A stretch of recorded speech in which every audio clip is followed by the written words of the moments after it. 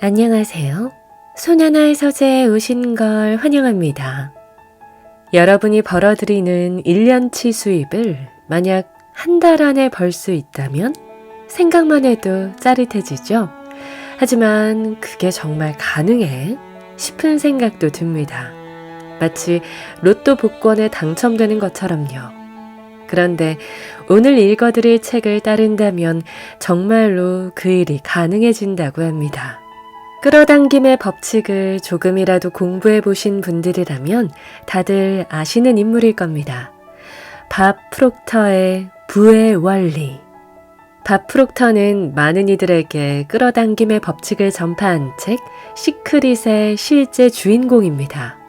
그가 48년 동안 연구한 부의 원리가 이 책 한 권에 다 담겨 있다는데요.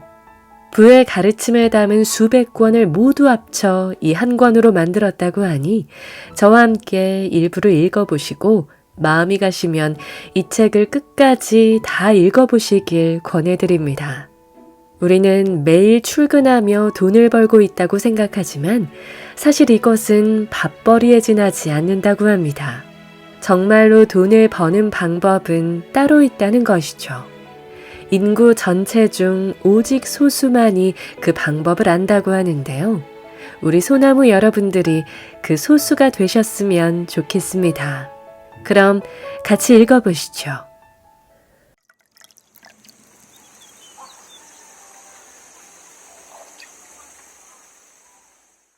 성공하는 사람들과 당신의 차이. 평범한 사람은 최상위 부유층을 보면서 그들에게는 무언가 유별나고 특별한 면이 있을 것으로 생각한다.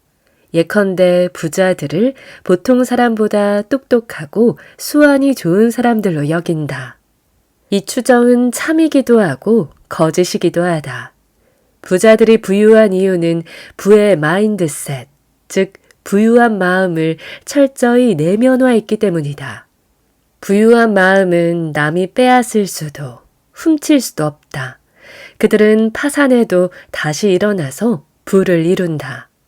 돈의 작동 원리를 이해했기 때문이다. 그러한 이해는 그들의 잠재의식에 각인되어 있다. 반면 보통 사람들의 잠재의식에는 잘못된 정보가 새겨져 있다. 하지만 이런 근본적인 차이만 빼면 부자들도 다른 이들과 다를 것이 없다. 부자들도 일하고 웃고 사랑하고 이별하고 기복과 부침을 겪는다. 그들에게도 하루는 정확히 24시간이다. 그 시간 동안 우리 대부분은 별일 없이 보내지만 부자들은 놀라운 일들을 해낸다. 그럼 무엇이 다른 걸까? 차이는 크지 않다. 하지만 그 작은 차이가 모든 것을 바꾼다. 그것은 돈에 대해 어떻게 생각하고 느끼고 믿는지의 차이다. 보이는 대로 믿는다. 우리가 흔하게 듣는 경구다. 그러나 이는 틀린 말이다. 이 문장은 삶이 당신에게 제공하는 무궁무진한 기회를 믿지 않는 매우 회의적이고 부정적인 관점을 대변할 뿐이다. 이 경구는 당신이 코앞의 것들만 믿을 수 있다고 말한다.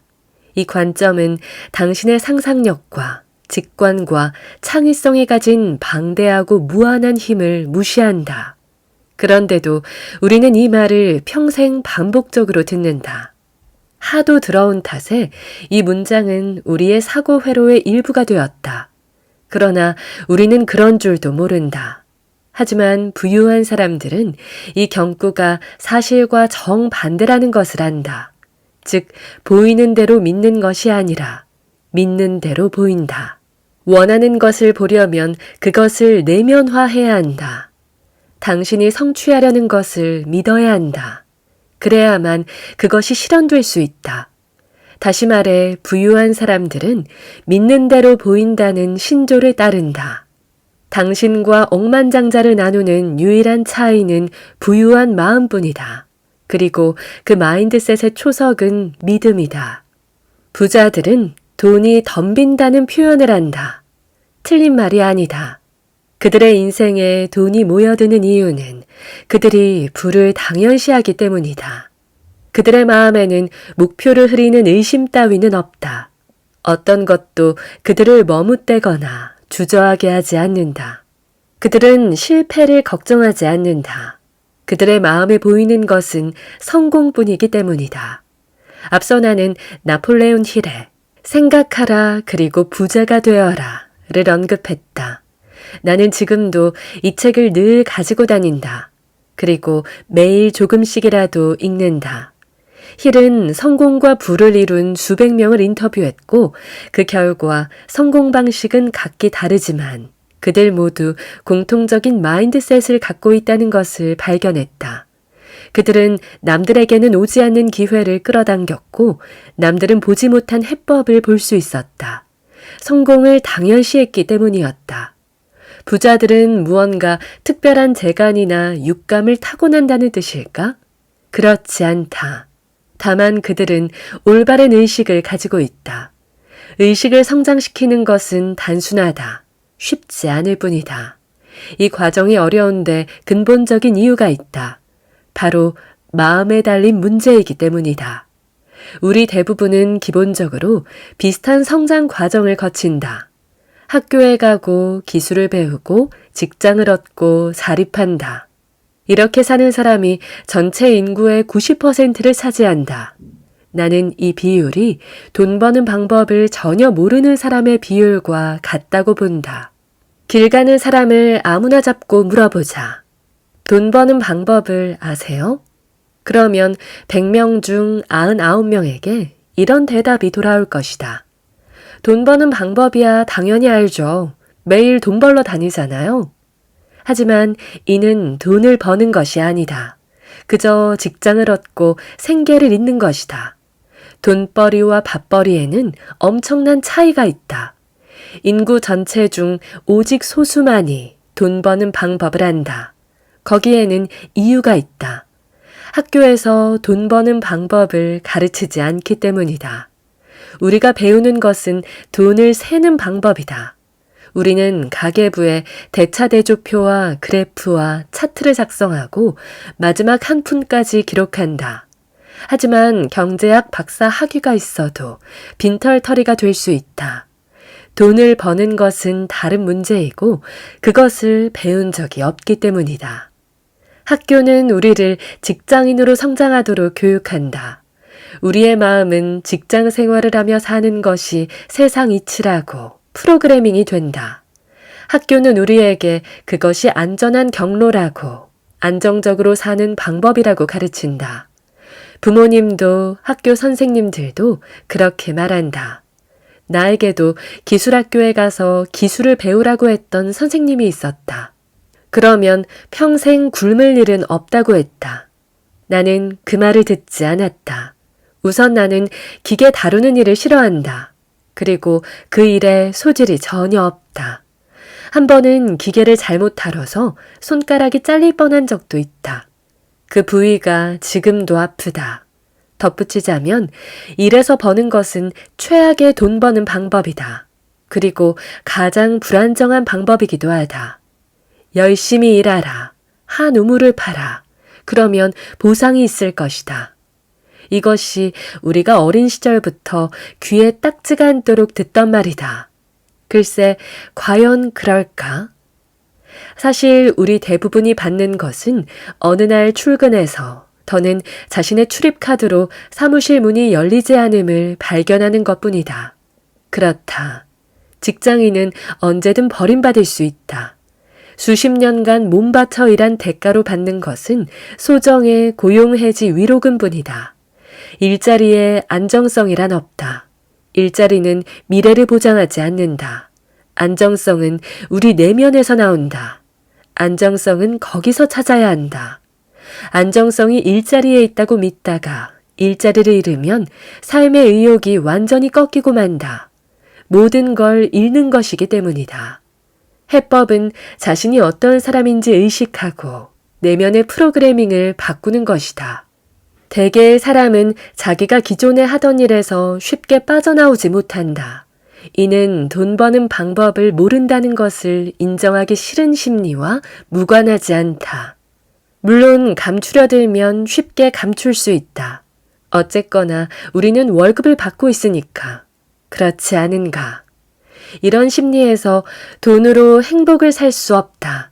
같은 어이없는 말들이 생겨난다. 이런 말은 원하는 만큼 벌지 못하는 책임을 회피하고 싶을 때 하는 변명일 뿐이다. 당신이 해야 할 일은 이런 변명을 버리고 마음을 여는 것이다. 이는 자신에 대해서 아는 것에서 비롯된다. 당신의 현실은 당신의 의식 수준을 보여준다. 의식이 확장되면 삶이 어떻게 변할지 상상해보라. 사람들은 1년에 5만 달러를 벌고 싶어서 1년에 5만 달러를 버는 것이 아니다. 한 달에 5만 달러를 버는 방법을 깨닫지 못해서 1년에 5만 달러밖에 벌지 못하고 있는 것뿐이다. 의식의 지평은 얼마든지 넓힐 수 있다. 넓힐수록 인생에서 더 많은 것을 성취할 수 있다. 부자들에게는 이미 이런 의식이 있다. 그들과 같은 의식을 얻고 싶은가? 그렇다면 부자들에게는 왜 그것이 있는지, 그것이 왜 성공에 이르는 열쇠인지 알아야 한다. 부자들의 특징 첫 번째는 자기 내면의 지혜를 들으려는 의욕이 있다는 것이다. 남의 말을 들어서 부자가 될 수 있다면 그 사람이 먼저 부자가 되지 않았을까? 하지만 알다시피 그렇지 못하다. 인간은 본능적으로 영적 교감을 필요로 한다. 가까운 사람들에게, 가족과 친구와 동료에게 조언을 구하는 것은 세상에서 가장 자연스러운 충동이다. 그러나 남의 조언을 따르기 전에 막상 그들의 인생은 어떤지 살펴볼 필요가 있다. 그런데 우리는 그러지 않는다. 우리가 남의 조언에 따를 때 그 이유가 상대가 성공한 사람이라서가 아니라 상대에게 품은 감정적 믿음 때문일 경우가 많다. 부자가 되어보지 않은 사람들이 당신에게 부자가 되는 법을 제대로 알려줄 수 있을까? 천만의 말씀이다. 검증된 사실만 골라 믿을 필요가 있다. 당신 안에는 부에 이르는 특별한 경로를 만들어낼 능력이 있다. 먼저 자신을 믿고 그런 경로를 앞서 밟아본 사람들을 찾아 여정의 길잡이로 삼아야 한다. 또한 비판론자와 비관론자의 지적은 흘려들어야 한다. 당신의 꿈이 비현실적이고 당신의 목표가 허황되다고 말하는 사람이 많을 것이다. 그러나 보이는 대로 믿는다 라는 논리는 우리를 딱 보이는 것만큼의 삶, 오직 현실 인식에 기반한 삶으로 밀어넣을 뿐이다. 이 글을 읽는 여러분이라면 이런 삶은 피하고 싶을 것이다. 지금 약속하자. 먼저 자신의 목소리에 따르겠다고. 현실은 내가 만드는 것이다. 대다수 사람은 기회가 요란한 팡파르와 함께 도래하는 것으로 생각한다. 자신의 삶을 바꿀 기회가 어지럽게 지축을 흔들며 다가와 번쩍이며 존재감을 과시할 것으로 생각한다. 기회라고 쓴 거대한 네온사인 간판이 나타나서 눈부시게 빛나는 화살표로 길을 알려주리라 기대한다. 하지만 기회는 그렇게 작동하지 않는다. 그 때문에 의식 수준이 중요하다. 기회는 우리 각각의 곁을 매일 스쳐 지나간다. 나는 이를 개인적인 경험으로 안다.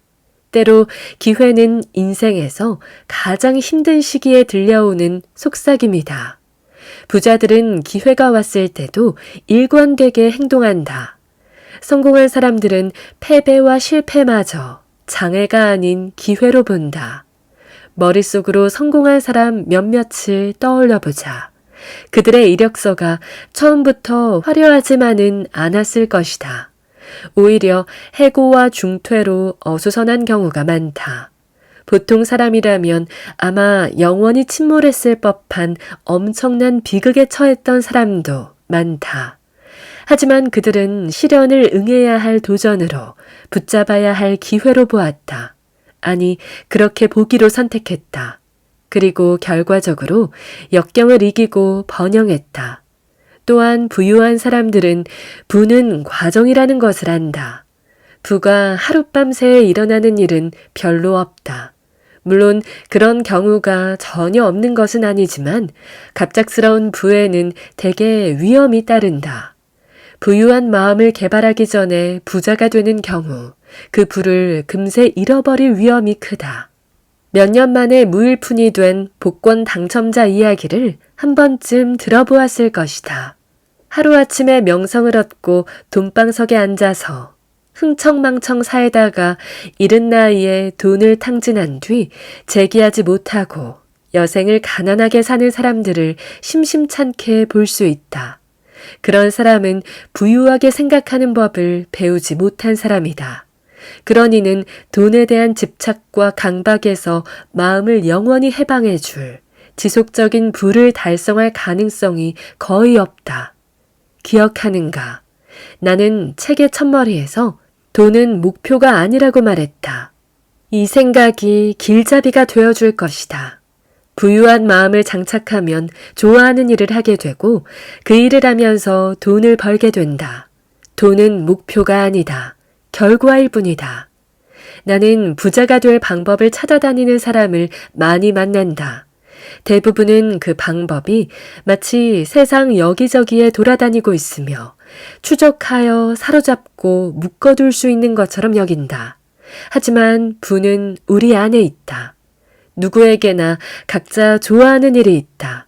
좋아하는 일이란 아무 금전적 대가가 없어도 기꺼이 행복하게 할 법한 일을 말한다. 놀라지 마시라. 부자들이 하는 일이 딱 그런 일이다.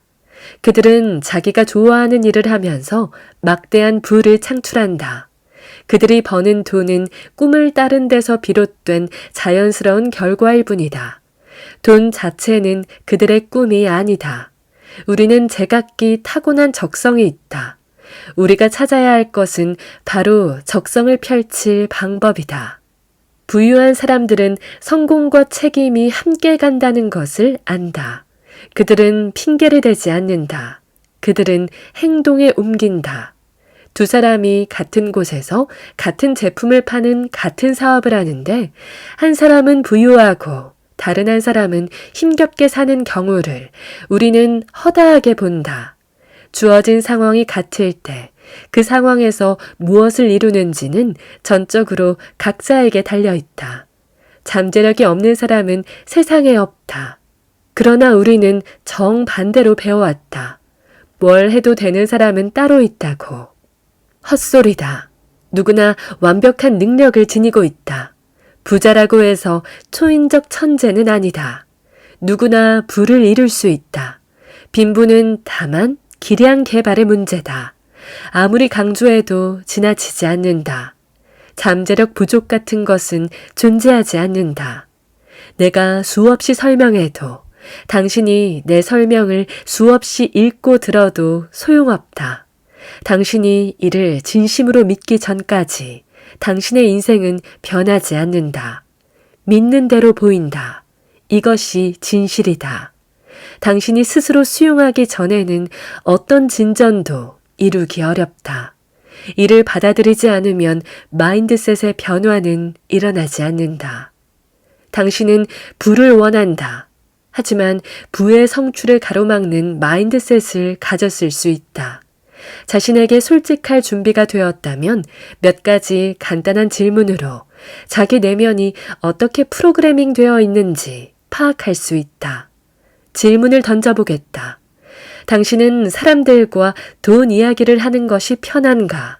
아니면 금기를 입에 올릴 때처럼 불안한가? 돈 이야기를 할 때 당신의 소득 수준이나 경제적 형편에 대한 질문을 받으면 애써 별일 아닌 척 넘기는 편인가? 이런 화제가 민망하고 불편한가? 당신만 그런 것은 아니다. 대부분은 돈 이야기가 달갑지 않다. 우리 중 극소수만이 본인이 원하는 자산 수준에 올라 있거나 그 수준으로 향하고 있기 때문이다. 하지만 기억하자. 믿으면 보게 된다. 부유한 사람들이 돈 이야기를 하는 태도를 생각해보라. 그들은 돈 이야기를 매우 편하게 한다. 그들에게 돈은 인생의 다른 관심사들과 하등 다르지 않다. 따라서 여느 관심거리 못지않게 열정적으로 돈을 논한다. 그들은 돈에 대한 아이디어를 자유로이 흐르게 하고 뜻이 맞는 사람들과 교환한다. 이 교환은 종종 새로운 소득원 개발과 소득 다각화로 이어지고 이는 그들의 부를 더욱 증대한다. 그들은 돈 이야기를 부끄러워하지 않는다. 돈 이야기에 감정을 부여하지 않는다. 그들은 대부분이 불편해하는 것을 편하게 생각한다. 여기에는 정말로 단순한 이유가 있다. 내가 책의 첫머리에서 했던 말을 기억하자. 돈은 목표가 아니다. 돈은 우리가 가져야 할 진정한 목표, 즉 꿈을 쫓고 무한한 잠재력을 실현하기 위한 도구일 뿐이다. 재정적 성공이 곧 부는 아니다. 재정적 성공은 진정한 부를 실현한 데 따른 결과다. 이 점이 진정으로 부유한 이들과 나머지를 구분한다. 그들에게는 재정 상태, 고용 상태, 시간 제약이 성공으로 가는 길을 방해하는 요소로 작용하지 않는다. 믿으면 보이기 때문이다. 그들은 오직 궁극적 목표에 집중한다. 많은 사람이 부자가 되려면 남들보다 많이 일하고 가족과 멀어지는 등 원치 않는 희생을 해야 한다고 생각한다. 이는 잘못된 생각이다. 자유를 포기하고 소중한 사람들을 등한시하는 것은 부유한 삶과 정반대의 삶이다. 기억하자. 부는 단순히 돈을 많이 버는 문제가 아니다. 부는 당신이 좋아하는 것을 당신이 원하는 방식으로 할 수 있게 되는 것이다. 부유한 삶의 목표는 자유다. 그 자유는 당신의 손에 강력한 힘을 쥐어준다. 원하는 삶을 선택할 힘을. 당신이 그동안 변하지 못했던 이유. 하지만 어떻게? 이 질문이 끊임없이 떠오를 것이다. 당장 찢어지게 가난한데 어떻게 부유하게 생각할 수 있지? 장래가 없는 일을 전전하는 처지에 어떻게 부유한 삶을 상상할 수 있어? 가족을 부양하느라 당장 한 푼이 아쉬운데 기회에 투자할 돈이 어디 있냐고. 이런 생각은 부유한 마음에 독이 된다. 가야 할 방향과 해야 할 일을 깨닫는 능력을 병들게 한다. 이런 질문을 하는 것 자체가 부유한 마음과 거리가 멀고 그것을 달성할 날도 아득히 멀었다는 것을 드러내는 일이다. 이런 생각을 하는 이들은 스스로 만든 감옥에 갇혀 있다. 감옥을 나올 열쇠마저 던져버렸다. 이들은 자신은 꿈을 이룰 수 없다는 확신을 끝없이 자신에게 주입한다. 왜 자기 자신에게 이런 끔찍한 짓을 하는 걸까? 그런데 우리 중 다수가 매일 그렇게 하고 있다. 감옥이 미어 터진다. 나는 이 감옥을 인식의 감옥이라고 부른다. 이 감옥의 벽은 물론 진짜 벽이 아니다. 하지만 진짜 벽처럼 앞을 가로막는다. 우리는 평생 축적한 추정과 생각으로 자신을 가둘 독방의 벽을 쌓는다. 당신에게도 이 독방을 이루고 있는 벽돌들이 낯설지 않을 것이다. 나는 머리가 나쁘다. 나는 돈이 충분하지 않다. 나는 시간이 충분하지 않다. 나는 좋은 대학을 나오지 않았다. 나는 실패가 두렵다. 나는 나이가 너무 많다. 나는 너무 어리다. 이런 부정적인 생각은 반복될수록 우리의 의식으로 더 깊이 파고든다. 그러다 결국 당신의 잠재의식을 지배해버린다. 우리의 잠재의식은 모든 것이 가능한 경이롭고 영적인 장소다. 부정적인 생각이 잠재의식을 점령하면 실제 삶에서도 부정적인 일들이 힘을 얻고 득세하게 된다. 우리가 자신은 결코 부유한 삶을 살 수 없다고 믿는 것은 대개 이런 이유에서다. 그렇게 믿도록 잠재의식이 프로그래밍 되었기 때문이다. 우리 중 다수가 자신이 만든 감옥에 갇혀 있다. 하지만 그 감옥은 우리 마음에만 있다. 시간이 흐르면서 우리는 감옥에 더욱 깊이 들어가고 이 작은 공간이 자신이 가진 전부이자 가질 자격이 있는 전부라고 믿게 된다. 이런 마인드셋을 바꾸는 것은 쉽지 않다. 시간이 걸린다. 부정적 추정을 제압하려면 진지한 노력이 필요하다. 부정적 추정은 유전적인 동시에 환경적이다. 이 성향은 여러 세대를 거슬러 올라간다. 가족끼리 비슷한 성향을 보이는 이유다. 또한 우리는 태어나는 순간부터 살아가는 내내 스스로 환경에 맞추어 조건화된다. 앞서 말했듯 우리 세계의 사회 규범은 학교에 가고 직장을 얻고 생계 안정에 전념하는 것이다. 당신의 부모님도 아마 이 방향으로 당신의 등을 밀었을 것이다. 학교 선생님들은 더 말할 것도 없다. 이쯤에서 이런 생각이 들 수 있다. 내가 이렇게 프로그래밍 되었다면 그것의 결과인 감옥이 어떻게 내 탓이란 말이지? 내 이야기를 해보겠다. 나는 우연히 부의 원리를 익혔다.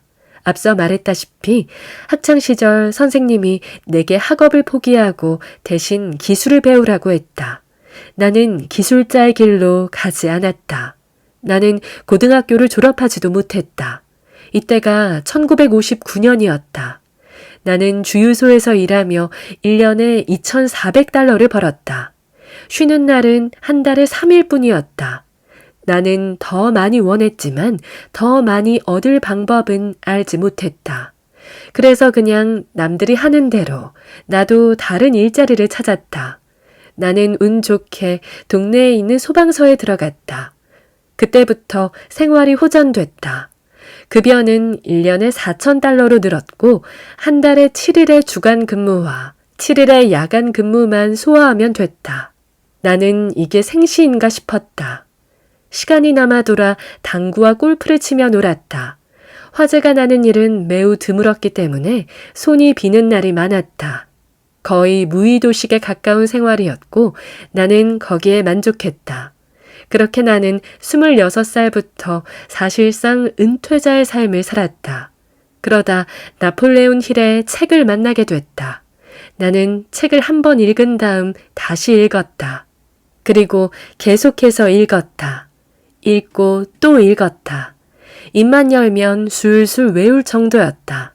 그리고 서서히 내 주변 사람들도 나처럼 아무것도 하지 않는다는 것을 깨달았다. 그들은 생각이 없었다. 그들은 자신이 어디에 있고 싶은지, 무엇을 하고 싶은지에 대해 생각하지 않았다. 그들은 그저 남이 시키는 일을 하고 나머지 시간에는 아무것도 하지 않는 것에 만족했다. 캄캄한 방에 전구가 탁 켜지는 듯한 경험이었다. 그 책에서 읽은 것을 실천하며 내 수입은 1년에 4,000달러에서 17만 5천 달러로 뛰었고 나중에는 100만 달러를 넘겼다. 나는 고등학교도 졸업하지 못했고 사업 경험도 전무했다. 내가 뛰어나게 똑똑한 사람은 아니라는 것을 누구보다 내가 잘 안다. 이것이 내가 다른 사람들을 연구한 이유다. 그동안 내가 성공과 부의 성취에 대해 배운 것에 비추어 봤을 때 나 같은 사람은 절대 승자가 될 수 없었다. 그러나 나는 이기고 있었다. 그때 내가 배운 것들이 대부분 사실이 아니라는 것을 깨달았다.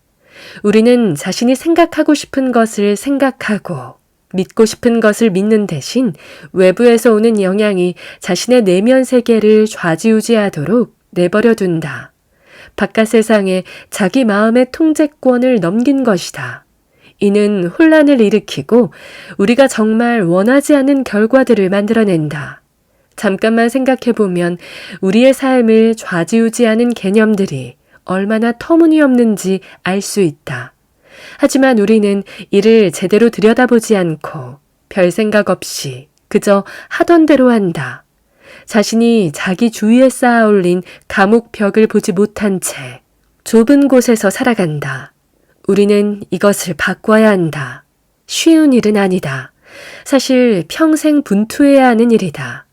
믿으면 보인다는 말을 실천하고 내면화해야 한다. 거기에 집중하자. 이를 진심으로 받아들이면 꿈을 향해 나아가는 길이 점점 쉬워진다. 지금 소개할 이 방법은 진정한 삶의 방식, 즉 부유한 삶을 위한 첫 단계다. 당신은 인생을 바꾸는 일에 지금 바로 착수할 수 있다. 자세한 설명은 차차 하겠지만 내가 말하는 것들을 적용해서 부를 향한 여정을 지금 바로 시작하자. 더는 인생을 낭비하지 말자. 자, 준비되었는가? 우선 자신이 부를 이룰 자격이 있다고 믿어야 한다. 매우 간단해 보이지만 많은 사람이 깨닫지 못하는 원리다. 우리는 돈을 너무 과대평가한다. 돈은 제공된 서비스에 대한 보상일 뿐이다. 돈을 많이 벌려면 서비스를 많이 제공하면 된다. 당신도 그렇게 할 수 있다. 당신에게도 그럴 권리가 있다. 당신도 책에 나오는 백만장자와 억만장자처럼 될 수 있다. 그러나 부를 원한다고 말하는 것만으로는 충분하지 않다. 부를 얻을 자격이 있다고 믿어야 한다. 믿음 없이 말만 하는 것은 한 발로는 브레이크 페달을, 다른 발로는 가속 페달을 밟는 것과 같다. 엔진은 돌지만 차는 움직이지 않는다. 많은 사람의 인식 속에서 부를 추구하는 것은 각종 부정적 정서와 뒤엉켜 있다. 부의 추구는 탐욕과 결부되고 자기 이속만 차리는 행동과 동일시된다. 심지어 어떤 이들은 부의 추구를 사람의 내면을 파괴하는 일이라며 배관시한다. 하지만 부를 둘러싼 이런 부정적 정서들도 결국은 돈으로 행복을 살 수 없다는 관념과 다를 바 없다. 모두 부를 갖지 못한 것을 자위하는 변명에 지나지 않는다. 진실은 이렇다. 돈이 많아진다고 그 사람의 인간성이 달라지지 않는다. 돈은 이미 있는 인간성을 확대해서 보여줄 뿐이다. 돈에는 인성을 드러나게 하는 놀라운 능력이 있다. 인색하고 못된 사람이 돈을 벌면 그 나쁜 속성이 보란듯이 명백하게 드러나게 된다. 반면 주의를 배려하고 남에게 인정을 베푸는 관대한 성품을 가진 이에게 부가 주어진다면 어떤 좋은 일들이 벌어질지 생각만 해도 즐겁다.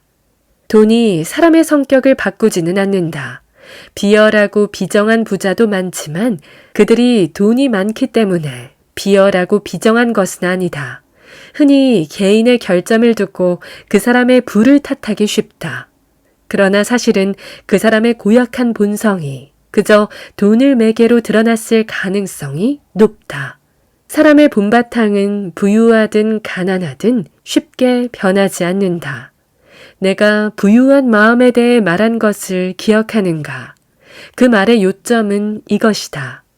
부의 추구에 있어서 필요한 것은 관대한 정신과 창의적 호기심이다. 왜 그럴까? 돈을 버는 유일한 방법은 다른 사람들이 필요로 하는 가치를 제품이나 서비스나 아이디어의 형태로 제공하는 것이기 때문이다. 일상의 난제를 어떻게 해결할지 또는 이미 있는 해법을 어떻게 더 빠르고 더 효율적이고 심지어 더 재미있게 만들지 궁리해보자. 더 중대한 문제를 해결할수록 더 많은 돈이 흘러 들어온다. 예나 지금이나 부유한 사람들은 늘 다중소득원을 보유했다. 다시 말해 그들은 고객에게 서비스를 제공하는 방법을 여러 갈래로 만들었다.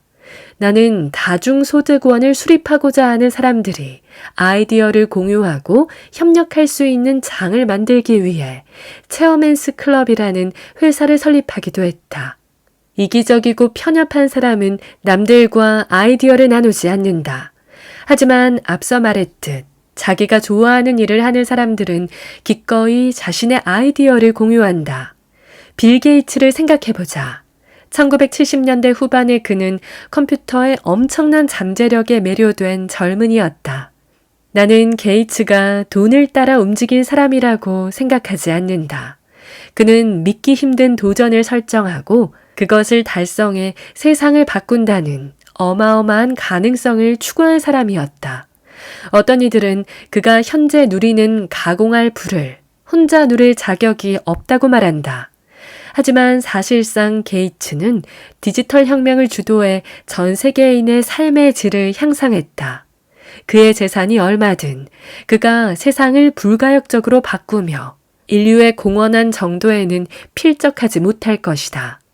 현재 게이츠는 시대의 아이콘이지만 30년 전에는 그저 대학 중퇴자일 뿐이었다.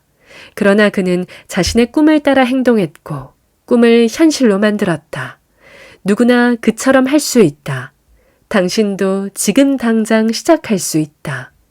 더 가치 있는 기량을 개발하고 부유한 멘토들과 네트워크를 형성하고 사람들에게 서비스할 방법을 강구할 수 있다. 이런 행동에 나서야만 아이디어가 나온다. 그리고 그 아이디어는 부를 향한 당신만의 구체적이고 유일무이한 길이 되어준다. 부에 대한 인식이 달라지면 새로운 기회가 보인다. 그 기회를 평가할 때 염두에 두어야 할 것이 있다. 바로 수동소득, 즉 일하지 않아도 자동으로 들어오는 수입이다. 이것이 핵심 개념이다. 수동소득이란 쉽게 말해 한 번 일하고 여러 번 대가를 받는 것이다. 생각해보라. 당신이 하는 일이 당신의 시간을 돈과 맞바꾸는 것뿐이라면 당신의 부는 한정적일 수밖에 없다. 어쨌거나 하루치 시간은 한정적이기 때문이다. 이 문제를 어떻게 해결해야 할까? 지속적인 참여와 주의가 필요하지 않은 소득원을 만들어야 한다. 이런 소득원에서 소득이 흘러나와 당신에게 쌓이는 동안 당신은 귀중한 시간을 더 많은 소득원을 창출하는데 쓸 수 있다.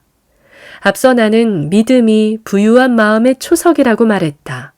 지금 당장은 허무맹랑해 보이는 믿음을 어떻게 단단하게 다질 수 있을까? 우선 부를 이룬 자신을 시각화해야 한다. 목표를 이루고 부를 얻었을 때 달라져 있을 당신의 삶을 마음속에 자세히 그리고 적극적으로 그려본다. 그것을 종이에 적는다. 당신이 살게 될 집의 모습, 벽의 색과 가구 스타일, 저녁 식탁에 오를 그릇과 다과를 먹을 때 쓸 식기까지 부유한 미래를 구체적이고 현실적으로 그려보자. 잡지에서 사진을 잘라내 새로운 집을 꾸며봐도 좋다. 그 이미지들이 나를 그런 미래로 이동시켜 줄 것이다.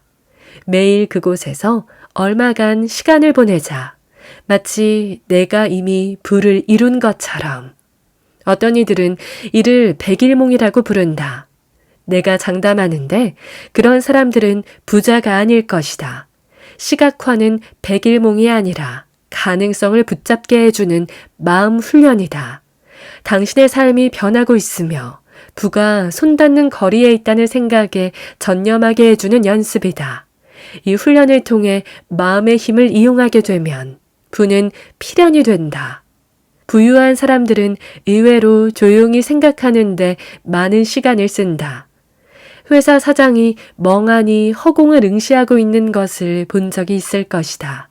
그때 당신은 그가 아무것도 하지 않는다고 생각했겠지만 그때 사장은 부와 성공의 다음 단계, 다음에 오를 산을 마음에 그리고 있었을 가능성이 크다. 그는 정상에 도달하는 자기 모습을 보고 있었을 것이다. 부유한 사람들은 혁신과 창의, 즉 자신의 회사를 다음 단계로 끌어올릴 묘수가 일상적 운영 업무에 있지 않다는 것을 안다. 이것이 그들이 직원을 고용한 이유다.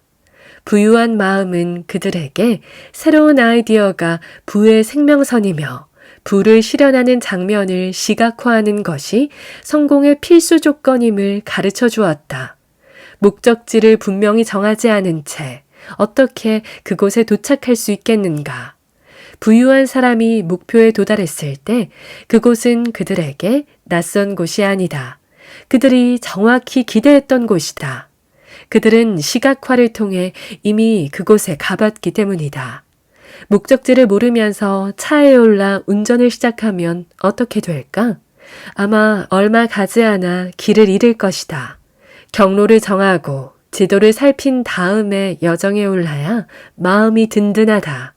그런데 너무나 많은 사람이 지도 없이 인생을 살면서 그 행로에서 마주치는 것들을 별 생각 없이 받아든다. 싫어하는 일을 꾸역꾸역 하면서 결코 더 나은 길을 모색하지 않는다. 그들은 그저 익숙한 것만을 받아들인다. 그 너머를 생각해보는 시간을 갖지 않는다. 시각화는 매우 중요하다. 이를 명심하기를 바란다. 시각화는 잠재의식에 있던 당신의 꿈을 당신의 의식이 닿을 수 있는 영역으로 불러낸다. 효과적인 시각화를 위해서는 부정적인 생각을 마음에서 몰아내야 한다. 물론 말처럼 쉽지만은 않다. 부정적 사고라는 악습관에 빠질 사람이 너무나 많다. 그들은 자신의 형편이나 직업에 대해 불평하고 친구나 동료가 내뱉는 불평, 불만에 동조하기 좋아한다. 그들은 이런 종류의 부정적 사고를 현실적이고 이성적인 판단이라고 믿는다. 기대 수준을 낮게 유지해야 실망할 일이 없다는 논리를 펴기도 한다. 글쎄, 내가 들어본 말 중에 가장 어이없는 소리다. 도대체 어떻게 꿈을 꾸지 않는 것이 더 낫다고 믿는 지경이 됐단 말인가? 얼마나 기대해야 너무 기대한다고 말할 수 있을까? 시작도 해보기 전에 자신의 꿈을 밟고 목표를 꺾는 일이 어떻게 좋은 생각일 수 있는가? 그러나 불행히도 이런 부정적 사고가 우리 사회의 통칙이 되었다. 널리 수용되고 널리 행해진다. 따라서 이런 생각을 마음에서 밀어내려면 진지하고 의식적인 노력이 필요하다. 매 순간 부정적인 생각이 마음에 스며들고 때처럼 끼지 않게 바싹 경계해야 한다. 부정적 사고는 당신의 발목을 잡고 당신의 길을 막아설 뿐이다. 어떤 부류의 생각이 당신의 마음을 장악하는지 엄히 단속하자. 당신의 긍정적이고 창의적인 에너지가 낳은 원대한 발상에 집중하면 더 멋진 결과를 얻을 수 있다. 하지만 신중하게 생각하자. 자신의 내적 대화를 면밀히 모니터링하자. 특히 남이 당신에게 돈, 재정, 부에 대해서 하는 말은 신중히 걸러들을 필요가 있다. 스스로 부를 달성한 적이 없는 사람들의 생각은 무시하는 편이 낫다는 것을 유념하기 바란다. 반대로 정말로 부유한 사람에게 지혜를 얻을 기회가 생기면 열린 마음으로 받아들이고 그들의 말을 내 마음속 내적 대화의 일부로 만들어야 한다. 선뜻 이해되지 않거나 동의할 수 없더라도 일단은 유념해두자. 어쨌거나 그들은 내가 막 시작한 길을 이미 여행해 본 사람들이 아닌가. 알 수 없는 곳으로 지도도 없이 무작정 떠나고 싶은 사람은 없을 것이다. 이미 가본 사람들의 조언은 지도가 된다. 그들은 길을 안다. 그들의 말을 오즈의 마법사에서 도로시 일행을 에메랄드시로 안내하는 노란 벽돌길처럼 생각하자. 덧붙여 당신이 어디에 집중하고 있는지 늘 깨어있자. 말은 부를 원한다고 하면서 끊임없이 돈 걱정을 하며 부를 밀어내선 안 된다. 예를 들어 공과금과 융자금 걱정으로 밤이 새고 날이 길어진다면 그것은 부를 끌어당기는 삶이라고 할 수 없다. 이는 결핍의 마인드셋에 빠져 있는 삶이다. 걱정은 부정적인 목표 설정이다. 일어날 수 있는 나쁜 일들을 곱씹는 것은 그 일이 일어나라고 비는 것과 같다. 이는 시각화의 정반대다. 당신에게 없는 것을 걱정하다 보면 당신이 원하는 것에 집중하지 못하게 된다. 그러면 부는 영원히 당신의 것이 될 수 없다. 걱정을 끊기는 쉽지 않다. 나 역시 걱정을 밀어내는 것이 힘들다. 정도의 차이일 뿐 걱정이 없는 사람은 없다. 그럼 어떻게 이런 초점의 전환을 이룰 수 있을까? 당신이 이런 상황에 처해 있다고 상상해보자. 당신은 어떠한 실수도 용납하지 않는 사람을 상사로 둔 비서다. 한 번이라도 실수하면 즉시 해고당한다. 이때 당신은 업무의 중점을 어디에 두어야 할까? 업무를 성공적으로 해내기 위해 최선을 다하는 것? 아니면 실수할까봐 전전긍긍하는 것? 실수하지 않겠다는 좁은 과제에 집착하면 두 가지 일이 일어난다. 첫째, 업무의 전반적인 질이 떨어진다. 강박증이 당신의 창의력과 사고력을 억누르기 때문이다. 둘째, 마음의 초점이 실수에 있기 때문에 그렇지 않을 때보다 오히려 더 많이 실수한다. 같은 맥락에서 생활비와 공과금 걱정에 얼마나 많은 시간과 에너지를 쓰는지 생각해 보기 바란다. 지출 명세를 끝없이 추적하고 합산하는가? 무엇을 언제 어떻게 지불할지 계속 재조정하며 시간을 쓰는가? 걱정이 넉넉하지 않은 통장을 채워줄까? 그렇지 않다. 걱정은 당신의 창의적 에너지를 갉아먹고 문제를 바로잡고 개선할 방법을 떠올릴 시간과 여지를 바닥낸다.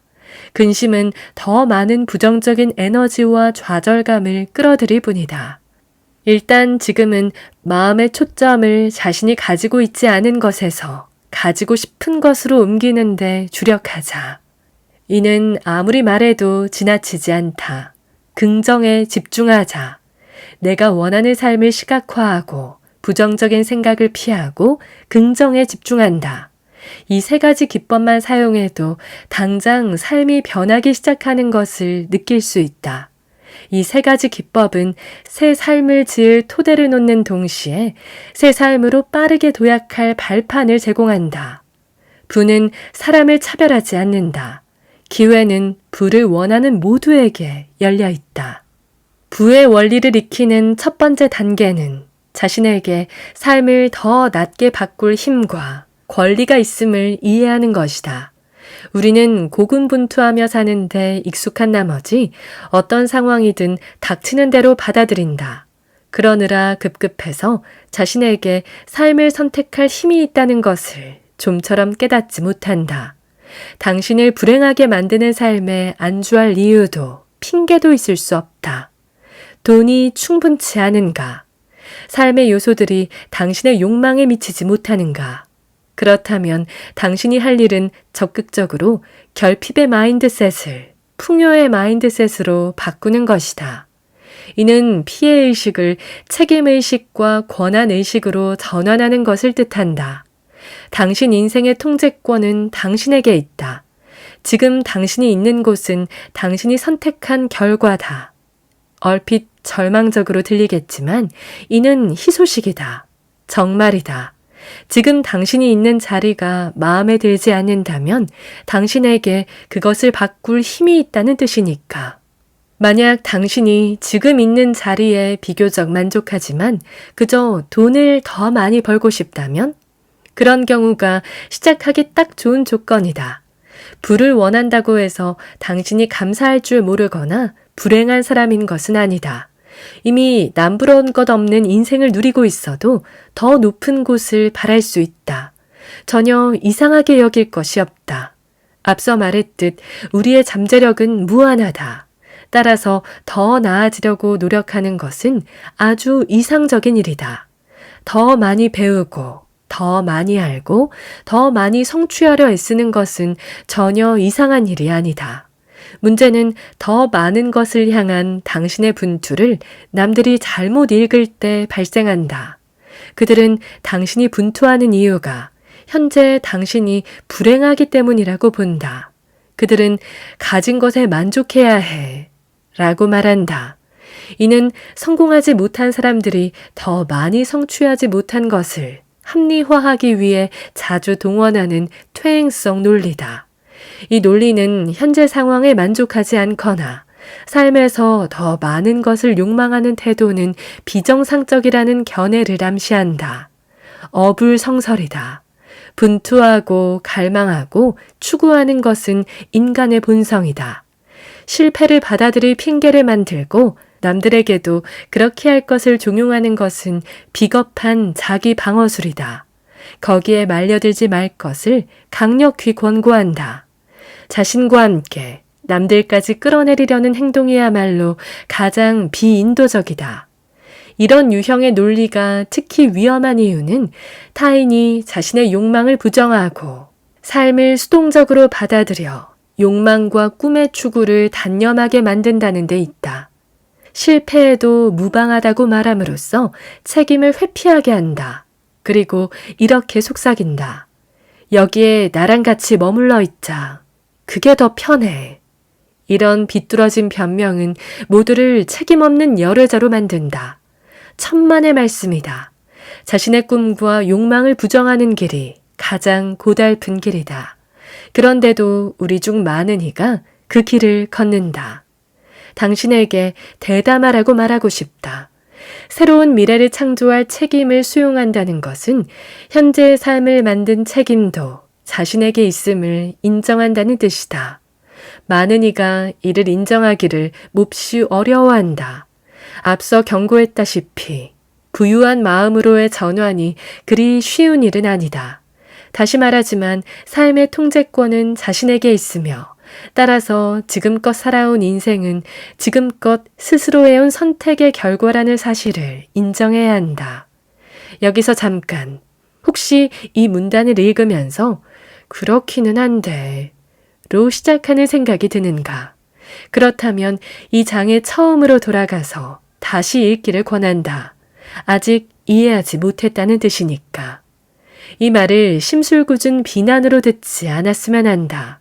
진실을 듣는 것은 매우 중요하다. 이번 생에서 꿈을 이루기 위해서는 이를 듣고 이해하고 진실로 받아들여야 한다. 이 진실은 남 탓을 허용하지 않는다.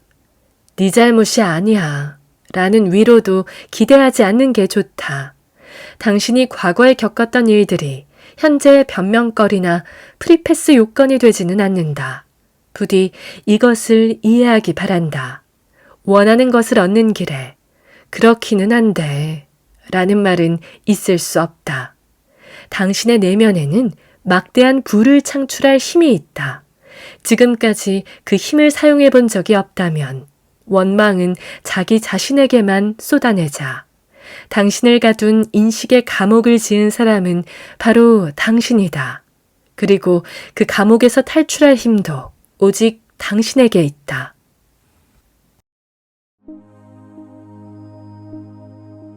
오늘 저와 함께한 시간 어떠셨나요? 편안한 시간이 되었길 바라며 또 들러주시길 기다리겠습니다.